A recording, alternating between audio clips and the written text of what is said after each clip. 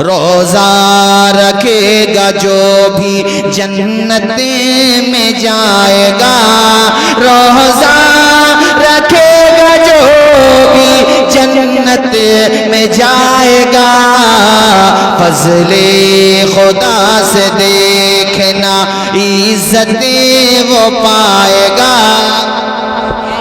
اللہ اللہ، اتنا پیارا مہینہ، اتنی برکتوں والا مہینہ کہ جیسے ہی یہ مہینہ آتا، حضرت سلمان فارسی سے ایک بڑی پیاری حدیث، بڑی طویل حدیث منقول ہے، میرے حضور اپنے صحابہ کا اجتماع فرماتے، صحابہ کرام کے درمیان حضور کا پیارا خطاب ہوتا، آپ واعظ و نصیحت کرتے، کہتے میرے صحابہ وہ مبارک مہینہ آنے والا ہے جس میں اللہ نے بڑی برکتیں رکھی ہیں، جس کے اندر ایک رات ایسی ہے جو 1000 راتوں سے بہتر، جس کے اندر ایک عمل کرو تو اللہ 70 اعمال 70 یعنی 70 نیکیاں عطا فرماتا ہے، ایک نیکی کرو تو 70 نیکیاں۔ حضور نے فرمایا وَهُوَ شَهْرُ الصَّبْرِ وَالصَّبْرُ ثَوَابُهُ الْجَنَّةُ، یہ صبر کا مہینہ ہے، اپنے نفس کو کنٹرول کرنے کا مہینہ ہے، اپنے شکم پہ کنٹرول کرنے کا مہینہ ہے۔ حضور فرماتے ہیں صبر کا بدلہ اللہ نے جنت رکھا۔ اس کے آگے میرے حضور نے ارشاد فرمایا اے مومنو، یہ بڑی برکتوں کا مہینہ، جو اس مہینے میں روزہ داروں کو افطار کراتا ہے، اللہ تعالیٰ اس کو اپنے فضل و کرم سے اتنا ہی ثواب عطا فرماتا ہے جتنا روزہ دار کو دیا۔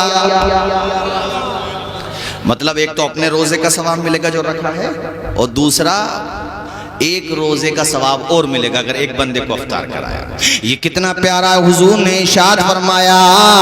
صحابہ کرام کہنے لگے یا رسول اللہ، ہمارے پاس اتنا سرمایہ نہیں، اتنا کھانے کا سامان نہیں جو ہم افطار کرا دیں۔ ان کا مقصد یہ تھا کہ اتنا نہیں جو ہم لوگوں کو کھانا کھلا دیں۔ حضور نے فرمایا اے میرے صحابہ، یہ ثواب تو اللہ تعالیٰ تب عطا فرماتا ہے جب تم کھجور پہ افطار کرا دو یا دودھ پہ افطار کرا دو۔ حدیث سے یہ بھی روشنی ملتی ہے کہ اگر پانی پہ بھی افطار کرا دو تب ہے یہ ثواب۔ بھر کے پیٹ نہیں، شکم سیر نہیں، صرف افطار پہ ہے یہ ثواب کہ ایک روزے کا ثواب اور مل گیا، تب ہے یہ ثواب ایک کو کرایا تو۔ اس کے بعد میرے حضور کہتے ہیں وَمَنْ أَشْبَعَ صَائِمًا سَقَاهُ اللَّهُ مِنْ حَوْزِهِ شَرْبَةً لَا يَظْمَأُ حَتَّى يَدْخُلَ الْجَنَّةَ۔ اے صحابہ، اگر کوئی کسی دوسرے روزہ دار کو شکم سیر کرا دے یعنی بھر کے پیٹ کھانا کھلا دے، مطلب یہ تھا حضور کا کہ وہ شکم سیر ہو جائے، جو کھانا کھاتا وہ کھا لے، اتنا کھانا اگر کھلا دیا، اللہ کے پیغمبر فرماتے ہیں کہ اللہ تعالیٰ قیامت کے دن میرے اس بندے کو حوض کوثر سے ایسا جام پلائے گا کہ جب تک جنت میں نہیں پہنچ جائے گا پیاسا نہیں ہوگا۔ ذرا مچل کے بولو اور بلند آواز سے۔ تو مال والو، دولت والو، پیسہ ایسی جگہ اٹھاؤ کہ روزانہ اللہ نے دیا ہے تو روزانہ لوگوں کو بھی افطار کراؤ، اللہ توفیق دے، دیگے چڑھاؤ، اپنے آس پڑوس میں بھی بھیجو، اس سے محبت بڑھتی ہے۔ ہمارے دیہات میں یہ رواج ہے، بعض جگہ شہروں میں بھی ہے اور بہت ساری جگہوں پر ہوگا بے شک، مگر ایک دوسرے کے گھر پہ اس سے محبت بھی بڑھتی ہے۔ او بھائیو افطار کراؤ، کتنا ثواب۔ کیا معلوم کون سا روزہ دار دل سے دعا دے کر کے چلا جائے، تیرا بیڑا یہاں بھی پار ہو جائے اور وہاں بھی، آواز آئے، وہاں بھی پار ہو جائے۔ اس لیے میں نے تقریر یہیں سے شروع کی تھی کہ لے کر رحمتوں کا سامان آ رہا ہے۔ ہو مبارک مومنو، آواز آئے، ہو مبارک مومنو، رمضان آ رہا ہے، رمضان آ رہا ہے، سامان رحمتوں کا لا رہا ہے۔ خوب قرآن پڑھنا بھائیو، جلوتوں میں قرآن پڑھنا۔ بعد فجر پہلے ہم مسجدوں میں دیکھا کرتے تھے کہ ناظرہ خواہ آ گئے، فجر کی نماز کے بعد سے کوئی 1 گھنٹہ پڑھ رہا، کوئی 2 گھنٹہ پڑھا، وہ رواج ختم ہو رہا ہے قاری زغم سے۔ یہ افسوس کی بات نہیں ہے، ہمارے وہاں نہ صرف باتیں زیادہ ہیں، عمل کی طرف دھیان نہیں ہے، ہلڑ بازی کرا لو بس۔ کیا نتیجہ آیا؟ قرآن شریف پڑھنا بند کر دیا ہمارے لوگوں نے، استغفر اللہ، نعوذ باللہ۔ بعض لوگ ناظرہ تک بھول گئے، یا ناظرہ بھول گئے۔ تمہارے ابا نے ناظرہ اس امید سے پڑھایا تھا کہ میرا بیٹا مجھے ایصال ثواب کرتا رہے گا، تو دولت کمانے میں اتنا منہمک ہو گیا کہ ابا کے لیے 1 پارہ نہیں پڑھ سکتا روزانہ۔ ارے 1 پارہ نہیں تو 1 رکوع پڑھ لے، مگر پڑھ تو لے۔ رمضان کے مہینے میں بھی بعض قرآن شریف کھول کر کے نہیں دیکھتے۔ ارے قرآن کھولو، یہ شفا ہے، روحانی امراض کے لیے بھی بھی شفا ہے اور جسمانی امراض کے لیے بھی شفا ہے۔ میں نے خود دیکھا، مجھے خود دھیان ہے، اچھی طریقے سے یاد ہے کہ پوری مسجد بھر جاتی تھی نمازیوں سے۔ قاری بلال صاحب تھا کہ نہیں تھا؟ اب نہیں ہے، لوگ پڑھتے ہیں بے شک مگر کم پڑھتے ہیں۔ اس کی طرف آپ لوگ توجہ دیں، یہ پیغام میرا دوسروں تک بھی پہنچائیں، آپ سب سے کہہ رہا ہوں میں، اور آپ بھی اگر ناظرہ خواہ ہیں پڑھیں روزانہ، اور یہ دعا کریں پڑھنے کے بعد، یا اللہ اس قرآن سے ایسا رشتہ جوڑ دے مالک، نہ یہاں چھوٹے اور نہ وہاں چھوٹے۔ ایسی عظیم کتاب ہے قرآن، ایسی عظیم کتاب ہے، پکڑ تو لے قرآن کا دامن، دنیا میں تو مت چھوڑ، مر کے قبر میں پہنچے گا نا قرآن تجھے نہیں چھوڑے گا، مان لینا میری بات۔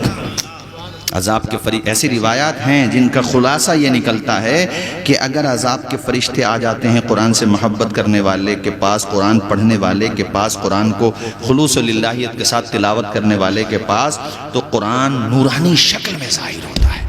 فرشتوں کو کہتا ہاتھ مت لگانا، ہاتھ مت لگانا، ہاتھ مت لگانا۔ ہاں سورہ ملک کے بارے میں بھی ہے، اور باضابطہ قرآن عظیم، اور قرآن کہتا ہاتھ مت لگانا۔ فرشتے کہتے ہیں یہ گناہگار ہے، تو قرآن کہتا ہے میرا ربی غفار و ستار ہے۔ عذاب کے فرشتے کہتے ہیں قرآن تو بیچ سے ہٹ جا، کہتا نہیں ہٹوں گا، اس لیے کہ دنیا میں دنیا سو رہی ہوتی تھی مگر یہ میری تلاوت کر رہا ہوتا تھا، دنیا میں یہ میری تلاوت کرتا تھا، قبر میں اس کی حفاظت کروں گا۔ اس لیے قرآن کو زیادہ سے زیادہ پڑھنا۔ آ رہا ہے لے کر رحمتوں کا سامان آ رہا ہے، ہو مبارک مومنوں، آواز آئے ہو مبارک مومنوں، زور سے ہو مبارک مومنوں۔ خوب پڑھنا قرآن میں۔ قرآن پہ اس لیے لے کر کے آیا کہ ناظرہ خواہ حضرات نے بھی قرآن پڑھنا چھوڑ دیا۔ بعض جو قرآن شریف پڑھتے ہیں نا ناظرہ خواہ، اتنا مضبوط ناظرہ ہوتا ہے کہ حفاظ کو کہیں متشابہ لگ جائے نا تو کھانس تو دیتے ہیں پیچھے سے۔ قاری بدر علم صاحب، اور حفاظ کے لیے بھی ایک بات کہوں گا بھئی، میری آواز دور تک جائے۔ یہ جو حفاظ ہوتے ہیں نا بڑا پریشر ہوتا ہے ان کے دماغ پر، آواز خراب نہ ہو جائے اس لیے زیادہ چٹکلی چیزیں نہیں کھا سکتے، دسترخوان پہ رکھی ہوئی ہیں، دل مچلا رہا مگر کہیں بیٹھ نہ جائے گا۔ ارے کیسی بریانی میرے بھائی، وہ تک نہیں کھاتے وہ جو رکھا ہوا تھا پہلے، چاٹ مسالے تک۔ دل تو بہت چاہتا ہے مگر پھر سوچتے ہیں اگر گلا بیٹھ گیا تو تراویح کون سنائے گا۔ اچھا پھر وہ جب مصلی پہ کھڑے ہوتے ہیں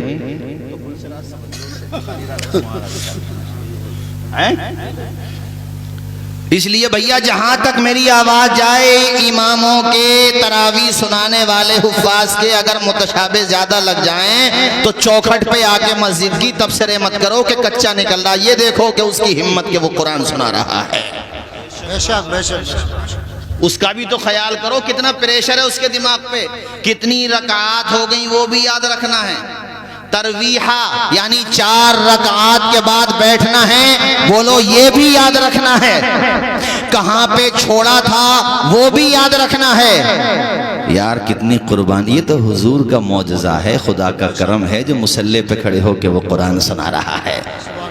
یقین نہ آئے تو 80 سال کے اس بوڑھے کو جو 5 وقتہ نمازی ہے ماشاءاللہ، اور نماز یاد ہے، جس کے یاد نہیں ہے وہ تو بحث سے خارج ہے، اس کو کھڑا کر دو سارے نمازیوں کے سامنے نماز سناؤ، میں نے مانا بے شک وہ سنا دے گا، مناور صاحب تعوذ و تسمیہ بھی سنا دے گا، الحمد شریف بھی بہرحال لگ لپٹ کے سنا دے گا، اور وہ اللہ آپ کا بھلا کرے تسبیحات بھی سنا دے گا، مگر تحیات میں اسے متشابہ نہ لگے تو بہت بڑی کرامت سمجھ لینا ہی ہے۔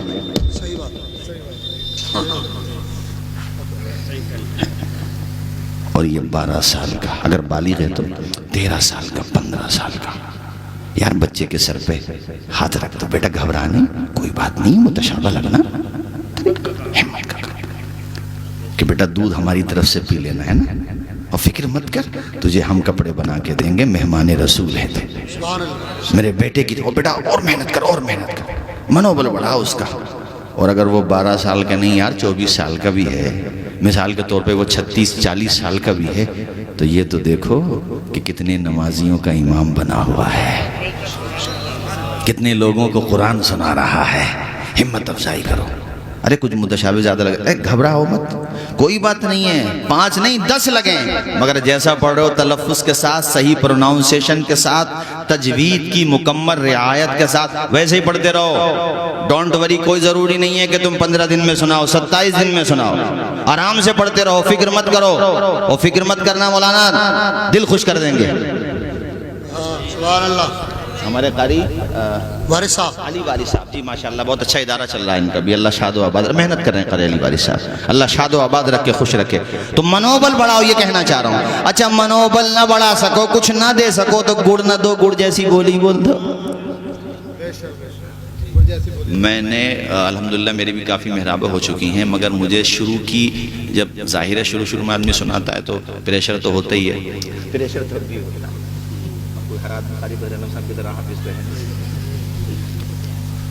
تو میں یہ دیکھتا تھا کہ نمازیوں میں 95 لوگ ایسے ہیں جو ہمت افزائی کرتے ہیں، مگر 1-2 لوگ ایسے بھی ہوتے ہیں جن کا مقصد ہوتا ہے منوبل توڑنا. ہاں زیادہ ہوتے ہیں، تجربہ زیادہ ہے. ہاں اور خاص طور پر صلاح غربت اتنے پلر بنا دیے نہ، تجربہ زیادہ ہے. اس بات پہ آپ مسافر کرو. اللہ خوش رکھے، بالکل صحیح کہا، اللہ شاد و آباد رکھے. مگر آپ جیسے لوگ بھی ہوتے ہیں نا ماشاءاللہ، اس لیے ہمت بڑھا کر کے رکھو. اور میرے ساتھیوں، آپ سب سے جہاں تک میری آواز جائے میں کہہ رہا ہوں کہ رمضان کے مبارک مہینے میں تراویح ایک تحفہ ہے. باقی مہینے میں نمازیں ہیں بے شک، اور اس مہینے میں تو پڑھنا ہے ہی، مگر تراویح اور مہینوں میں نہیں ہے. اس لیے بہرحال تراویح کی پابندی کرنا اور تراویح پڑھتے رہنا.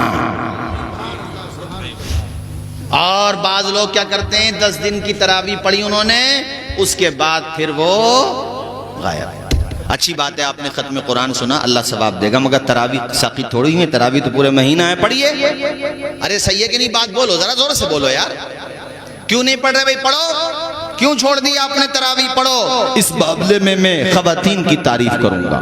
عورتیں بہت پابند ہوتی ہیں تراویح کی، نے پڑھنا ہے، جبکہ سحری میں جلدی اٹھنا بھی ہے، کھانا بنانا بھی ہے، اور گھر پہ کام بھی رہتا ہے، مگر خواتین کے اندر بنسبت مردوں کے زیادہ ذوق ہوتا ہے تراویح پڑھنے کا. تو میرا یہ پیغام ہے آپ تمامی حضرات تک، بھائیو روزے بھی رکھنا ہے، افطار اور سحری کا انتظام اپنے لیے بھی کرنا ہے، رب توفیق دے دوسروں کے لیے بھی کرنا ہے.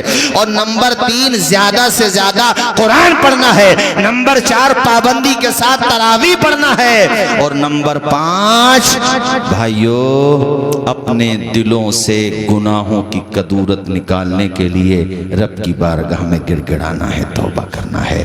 اور رمضان کے آخری عشرے میں اللہ توفیق دے تو اعتکاف میں بھی بیٹھنا ہے.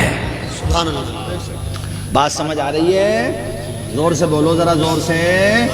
ہاں پابندی کرو گے، لاپرواہی تو نہیں کرو گے. ہاں اللہ آپ کو خوش رکھے. اور رمضان اور قرآن کا کتنا گہرا رشتہ ہے کہ جب تکمیل ہو رہی ہے قرآن کی تو ماہ رمضان میں قاری ناطق صاحب ہیں، اور وہ بھی لیلۃ القدر میں، اور وہ ایسا مبارک مہینہ کہ نیکی کرو 1 ثواب پاؤ 70.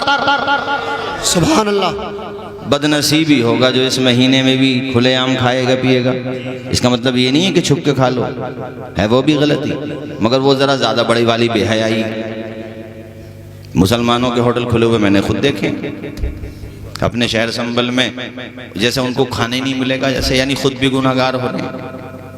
اتنا نہیں کر سکتے. اب بتاؤ غیروں سے شکایت کیا کرتے ہو بھئی؟ تو ادھر ادھر کی نہ بات کر، یہ بتا قافلہ لٹا ہے کیوں؟ مجھے رہزنوں سے گلا نہیں، تیری رہبری کا سوال ہے. ہر مسلمان اپنے آپ میں رہبر بھی تو ہے، کو پردے ٹانگ لیے ہیں اور بے حیا لوگ جا رہے ہیں اس میں ہٹے گٹے. قاری جاوید صاحب بڑے بوڑھے تو جس عمر کے ہمارے یہ قاری صاحب کے والد صاحب بیٹھے ہیں، اس عمر کے تو الحمدللہ نہ روزہ چھوڑیں، نہ تہجد چھوڑیں، نہ تراویح چھوڑیں، نہ وتر چھوڑیں، اور اللہ آپ کا بھلا کرے، نہ اوابین چھوڑیں، نہ اشراق چھوڑیں، اور قرآن کی تلاوت تو پوچھو نہیں. ناظرہ خواہ کئی ختم قرآن کر لیتے ہیں، کئی مرتبہ اس عمر کے. اور ہٹے گٹے جوان باز سب نہیں، مگر باز بے حیا اتنے ہو گئے کہ نہ روزہ رکھا، اس کے علاوہ نمازوں کا پتہ نہیں، بس الوداع کے دن آگے ٹوپی لگا کے. اچھی بات ہے چلو آئے، مگر باقی دن کہاں تھے بھائی؟ نہ روزہ نہ سحری نہ افطار نہ تراویح. آپ مجھے بتائیے کدھر چلے گئے آپ لوگ جب تم خود ہی روزوں کا ادب نہیں کرو گے تو دنیا سے شکوہ کیسے کرو گے؟ یہ بتاؤ مجھے. دکانیں کھلی ہوئی ہیں، کتنے لوگوں کو میں نے دیکھا سگریٹ پی رہے، بیڑی پی رہے رمضان کے پوتر مہینے میں، ادب بھی نہیں کر رہے، لحاظ بھی نہیں کر رہے. ارے شریعت یہ کہتی ہے کہ طبیعت ناساز ہے تب بھی اندر چھپ کر کے کھائیے. اگر اس لائق نہیں ہو کہ تم روزہ رکھو گے، یعنی روزہ نہیں رکھ سکتے، طبیعت زیادہ خراب ہے تمہاری، ڈاکٹر نے مشورہ دیا ہے کہ بعد میں قضا کر لینا، اور ایسی واقعی عذر شرعی متحقق ہے اور عذر شرعی واقعی میں پایا جا رہا ہے تو ٹھیک ہے، شریعت نے آپ کو رخصت دی ہے، بعد میں رکھ لیں، مگر اعلانیہ کھانے پینے سے بچیں. یہ نہیں کہ چوک چوراہوں پہ جا کے کھانے لگیں، ہوٹلوں پہ جا کے کھانے لگیں، اندر خاموشی سے کھائیں. کہ تم نے سنا نہیں ہے ایک مجوسی تھا، وہ غیر مسلم تھا، مسلمان نہیں تھا، مگر مسلمانوں کے بازار سے گزرتا تھا تو وہاں پہ ادب لحاظ کی وجہ سے نہ کچھ کھاتا تھا نہ کچھ پیتا تھا. اللہ کو یہ ادا اتنی پسند آئی کہ بعد مرنے کے اس کو جنت کے باغات میں ٹہلتے ہوئے دیکھا گیا. اس سے پوچھا گیا کہ تیرا کون سا عمل کام میں آ گیا؟ تو کہنے لگا میں نے جو روزے کا ادب کیا ہے اللہ نے اس ادب کے صدقے میں مجھے مرنے سے پہلے ایمان کی دولت سے عطا فرمایا. سبحان اللہ. سبحان علی بلال صاحب اپنے چلو میں ہم کسی بستی کا نام نہیں لے، اپنے چوراہوں پہ دیکھ لو شہر سنبل میں، آپ دیکھ لینا. اور علماء نے مثال کے طور پہ ہمارے قاری بلال صاحب امامت کرتے ہیں چودھری سرائے میں مسجد میں، ہمارے حضرت ابرار صاحب ٹبلہ وہیں پہ امامت کرتے ہیں. یا ہمارے جتنے علماء بیٹھے ہیں، ہمارے قاری انس صاحب ہیں، ہمارے حضرت قاری زبیر صاحب ہیں، یہ اپنی اپنی مسجدوں میں تقاریر کر دیں. ارے یہ مولانا لوگ تو ڈراتے رہتے، ڈرا نہیں رہے ہیں میرے بھائی، سمجھا رہے ہیں. اس نامہ اعمال کا خیال کرو جس کا میں ذکر کر چکا ہوں کہ ایک گناہ جہنم میں جانے کا ذریعہ بن جاتا ہے. تم اگر روزوں کا ادب نہیں کرو گے، احترام نہیں کرو گے تو یاد رکھو یہ ایسا گناہ ہے جس کو گناہ کبیرہ کہا جاتا ہے. اگر تم ارے اتنا مرتبہ ہے رمضان کے روزے کا کہ کوئی آمدن جان بوجھ کے بغیر کسی عذر شرعی کے ایک روزہ چھوڑ دے، زندگی بھر بھی وہ روزہ رکھتا رہے تو وہ بات نہیں آ سکتی جو رب نے رمضان کے ایک روزے میں رکھی. بھئی قضا تو ہو جائے گی قاری شیخ صاحب، مگر وہ بات نہیں آ سکتی جو رمضان کے ہر چیز کا اس کی تاریخ میں اثر ہوتا ہے. قضا ہو جائے گی بے شک، اس کی جو قضا ہے شریعت نے رکھی ہے وہ ہو جائے گی، مگر وہ بات وہ جو پورے ہفتے کے غائب کر دیتے ہیں. پہلے نہیں تھا یہ کلچر، مگر اب آنے لگا چند سالوں سے کہ گرمی بہت ہے میاں، پسینہ بڑا بہ رہا ہے میاں، کیا کریں کیسے روزے رکھیں. اب تو دیہات میں بھی ولیجز میں پہلے یہ شکایت نہیں تھی. میں دیکھتا تھا اپنے بچپنے میں کہ بے شک بہت سارے لوگ نماز کے معاملے میں لاپرواہ ہوتے تھے مگر روزہ دار ہوا کرتے تھے. روزہ چھوڑنے کا دیہات میں تصور نہیں تھا، مگر اب چند سالوں سے دیہات اور ولیجز میں بھی یہ تصور پنپ رہا ہے. ہٹے گھٹے نوجوان روزہ چھوڑ رہے ہیں اور کھیتوں پہ جا کر کے کھانا کھاتے ہیں، اور علماء اگر سمجھانے لگیں تو وہ الٹے سیدھی باتیں کرتے ہیں. یاد رکھنا اگر روزے کی توہین میں تمہاری زبان سے ایک جملہ بھی نکلا تو یہ کلمہ کفر ہے، تمہیں دائرہ اسلام سے خارج کر دے گا. روزہ اسلام کا شعار ہے. روزہ 5 بنیادوں میں سے ایک بنیاد کا نام روزہ ہے. ارے چہرے کو منور کرتا ہے روزہ، جسمانی بیماریوں کو دور کرتا ہے روزہ، تمہارے گھر میں برکتوں کے دروازے کھولتا ہے روزہ. ارے یہ روزہ ہی تو ہے کہ جب تم افطار کے وقت میں بیٹھ جاتے ہو، آپ کے دسترخوان پہ طرح طرح کی غذائیں رکھی ہوئی ہوتی ہیں، مشروبات بھی ہیں، معقولات بھی ہیں، الگ الگ غذائیں ہیں. اس وقت رب اپنے فرشتوں کے درمیان اپنے بندوں پہ فخر کرتا ہے، کہتا ہے بندو اے میرے فرشتوں دیکھو میرے بندوں کو کیسی کیسی غذائیں ہیں، کتنا وقت ہو چکا ہے انہوں نے نہ کھایا ہے نہ پیا ہے اور اب بھی ان کے سامنے رکھا ہوا ہے. جب تک میرے گھر سے اجازت کا پروانہ نہیں آ جائے گا یہ میرے بندے ہاتھ نہیں لگائیں گے. اور اس وقت کی دعائیں کتابوں میں لکھا ہوا، اس وقت کی دعائیں رب قبول فرماتا ہے. اس لیے میں عورتوں سے بھی کہہ رہا ہوں کہ دسترخوان 7 8 یا 5 یا 4 5 منٹ پہلے بہرحال بچھا لو اور بیٹھ جاؤ. سب عورتیں بھی گھر کی عورتیں ہیں، ظاہر ہے سب محرم ہیں ایک دوسرے کے حساب سے، تو بیٹھ جاؤ اور وہیں پر رب سے دعائیں کرو. اس وقت رب کی رحمت بڑے قریب ہوتی ہے. رب سے مانگو، مانگنے کا دروازہ کھلا ہوا ہے. سانس بند ہو گئی تو پھر مانگ نہیں پاؤ گے. مانگو آج مانگو خوب دعائیں، مظلوموں کی رہائی کی دعا مانگو. یا اللہ مظلوموں کی پردے غیب سے مدد فرما. اس کے علاوہ یتیموں کے لیے دعائیں مانگو, اپنے بچوں کے اچھے بھوش کے لیے دعائیں مانگو, بری عادتوں سے نجات مل جائے یہ دعائیں مانگو, اللہ حسن خاتمہ عطا فرمائے یہ دعائیں مانگو, اور مدینہ بار بار جانے کی اللہ سعادت عطا فرمائے. مبشر بھائی یہ دعائیں مانگو. سبحان اللہ, خوب مانگو دعائیں. رب کی رحمت بڑے قریب ہے اس وقت. تو لب کھولے گا فرشتے آمین کہیں گے تیری دعا پر. دعائیں کر اس وقت, اللہ کی رحمت برستی ہے, اللہ کی رحمت بڑے قریب ہوتی ہے. مگر افطار میں تبھی تو بیٹھے گا جب روزہ دار ہوگا. مگر قاری طارق صاحب بعض لوگ روزہ دار نہیں ہوتے پھر بھی بیٹھ جاتے ہیں.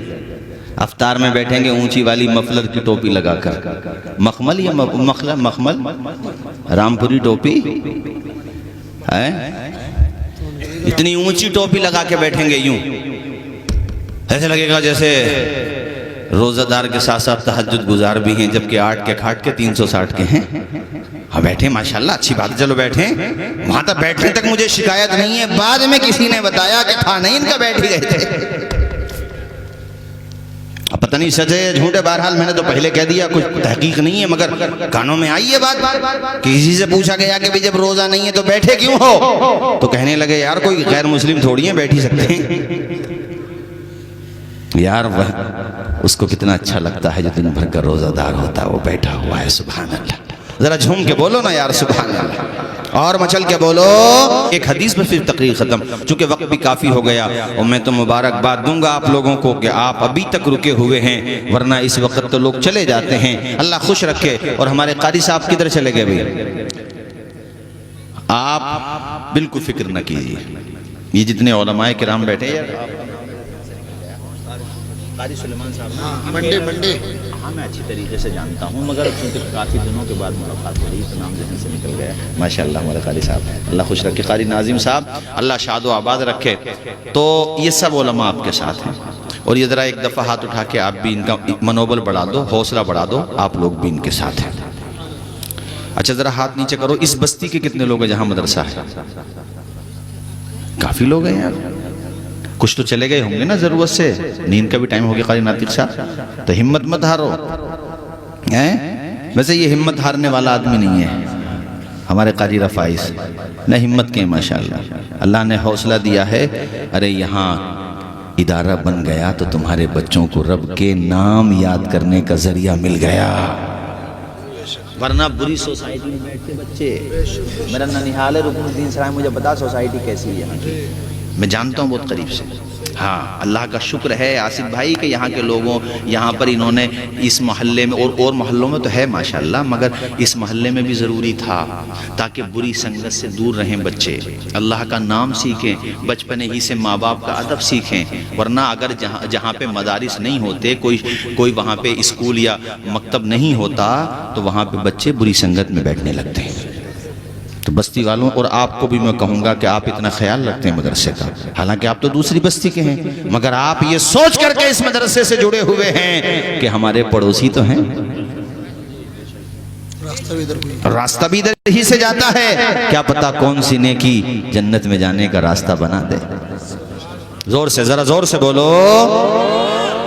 اس لیے بالکل مت گھبراؤ قاری رفائی صاحب, محنت کرتے رہو. ماشاءاللہ قاری زیغم صاحب جب چندہ کر رہے تھے تو مجھے اندازہ ہوا کہ اتنے سے مجمع میں سے اور کیا لوگ ہیں یار, اس سے مجھے اندازہ ہو گیا کہ ماشاءاللہ لوگوں میں حوصلہ ہے, ہمت ہے, اور اللہ تعالیٰ آپ سب کو شاد و آباد رکھے. بھائیو اپنی تقریر میں اختتام کی طرف لے کے جا رہا ہوں, یہ حدیث سنا کر کے آخری کہ حضور پیارے نبی صلی اللہ علیہ وسلم منبر شریف پہ آگے بڑھ رہے ہیں. پہلے منبر پہ قدم رکھا تو فرمایا آمین, دوسرے پہ قدم رکھا تب فرمایا آمین, تیسرے پہ قدم رکھا تب فرمایا آمین.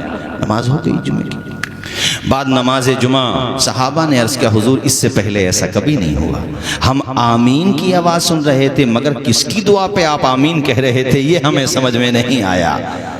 صحابہ نے جب یہ سوال کیا تو ہمارے نبی نے فرمایا صحابہ جب میں منبر پہ چڑھنے لگا تو آسمان سے فرشتوں کے سردار جبریل امین آ گئے, اور وہ آتے ہی انہوں نے جو ہے یہ کہا رب کی بارگاہ میں یہ عریضہ کیا، یا اللہ ہلاک ہو جائے وہ شخص، ہلاک برباد ہو جائے وہ شخص جو اپنے بوڑھے ماں باپ کو پائے، دونوں کو یا دونوں میں سے ایک کو، اور اپنے ماں باپ کی خدمت نہ کرے۔ حدیث کا لب لباب ہے۔ حضور کہتے ہیں میں نے کہا آمین۔ پھر قدم بڑھایا، یا رسول اللہ جس کے سامنے آپ کا نام نامی اس میں گرامی لیا جائے، آپ کا مبارک نام لیا جائے اور وہ آپ پر درود نہ پڑے، وہ بھی تباہ و برباد ہو جائے۔ آپ نے قدم بڑھایا، انہوں نے کہا یا رسول اللہ تباہ و برباد ہو جائے جو رمضان کا مہینہ پائے اور روزے نہ رکھے، روزوں کا ادب نہ کرے، یعنی اس مہینے کی شرعی رعایت نہ کرے، وہ بھی برباد ہو جائے۔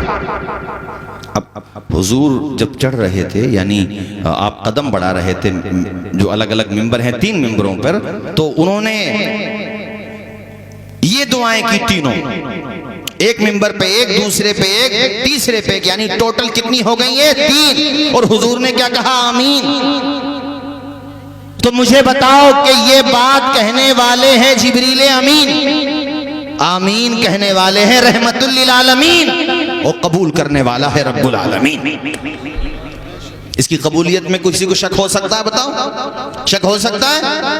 اب اندازہ لگا لو کہ ماں باپ کی نافرمانی کی تو ہلاکت پر دعا ہے، کس کی؟ جبریل امین کی، اس کے خلاف، یعنی اس کے خلاف دعا ہے خدا کی بارگاہ میں جس نے نافرمانی کی، جبریل امین کی آمین ہے رحمت للعالمین کی، اور قبولیت کی سند ہے رب العالمین کی۔ اور اس میں زور سے بولو، رمضان کے روزے بھی ہیں۔ جو رمضان کے روزے نہیں رکھے گا، بے حرمتی کرے گا، کتنا بدنصیب ہوگا وہ آدمی جو روزوں کا ادب نہ کر سکے، وہ گڑ گڑائے توبہ کرے۔ اللہ تعالی ہم سب کو عمل کی توفیق عطا فرمائے۔ کوئی بات میری زبان سے خلاف شرع سرزد ہو گئی ہو، میں بھی کلمہ پڑھتا ہوں، میرے ساتھ آپ بھی پڑھ لیجئے۔ اشہد ان لا الہ الا اللہ اشہد ان محمدن عبدہ ورسولہ۔ ہر لفظ کو سینے میں بسا لو تو بنے بات، ہر لفظ کو سینے میں بسا لو تو بنے بات، طاقوں میں سجانے کو یہ قرآن نہیں ہے، طاقوں میں سجانے کو یہ قرآن نہیں ہے، سامان تجارت میرا ایمان نہیں ہے، سامان تجارت میرا ایمان نہیں ہے، ہر در پہ جھکے سر یہ میری شان نہیں ہے۔ ہم نے تو سمندر میں بھی رستے ہیں نکالے، ہم نے تو سمندر میں بھی رستے ہیں نکالے، یوں ہم کو مٹانا کوئی آسان نہیں ہے۔ اللہ میرے رزق کی برکت نہ چلی جائے، اللہ میرے رزق کی برکت نہ چلی جائے، تو روز سے گھر میں کوئی مہمان نہیں ہے۔ کھڑے ہو جائیے، سلام پڑھ لیجیے۔ السلام علیکم۔